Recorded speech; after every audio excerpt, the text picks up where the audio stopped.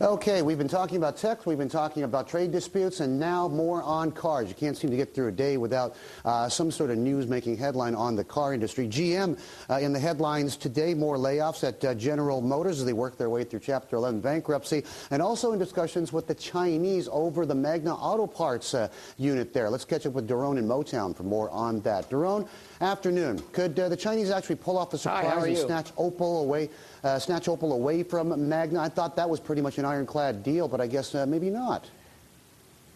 Well, you have to look at Beijing Automotive really as pretty much a long shot at this point. Fiat also was disappointed. They wanted to get Opel, but General Motors decided on Magna. Now they have to make a definitive deal, and it's difficult because the politics are tricky.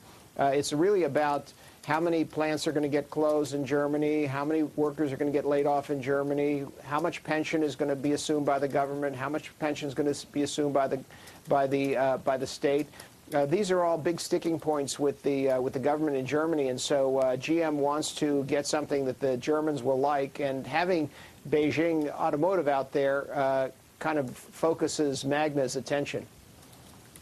Okay, and why is GM negotiating at the same time with Beijing and Magna? What is this? Is it playing one off against the other, or can you clarify that for us? Well, that's what I think that they're really doing. I think Beijing is sort of in there in reserve, possibly if things don't work out for Magna, but also it sends the signal to Magna that that GM could have alternatives here, and they better not press too hard on the points that they're pressing on, which are to close plants and and fire workers and so forth, which is something that the Germans wouldn't like. Meantime, more announcements of more rationalization at GM, and this is going to amount. The tally is going to hit the thousands in this case. Well, they're talking about another 4,000. Don't forget, this is a company that's really been getting smaller in thin slices for the last several years. Now that they're in bankruptcy and the main financing is coming from the U.S. Treasury, there's a lot of pressure from Washington to really hurry up and get a raid with a new business model, with a new structure, and a much smaller company. And that's where the pressure is, and GM's responding to that right now. So we see that 4,000 white-collar, including several hundred in the executive ranks, are going to be accomplished in the next month or so, and that's the word we got today.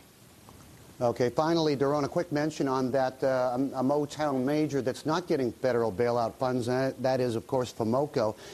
Ford Motor going to get billions in government financing from the feds for electric cars and to help them increase mileage. I guess, is it fair to say this further sets Ford apart from GM and Chrysler and really makes them the #1 flag-waving American label now? I wouldn't say that exactly. First of all, the money that they're getting from the U.S. government doesn't neatly fit into the category of bailout, but it is U.S. taxpayer money that they're borrowing. This is $5.9 billion. It's to build fuel-efficient cars, probably electric vehicles and vehicles with direct injection engines.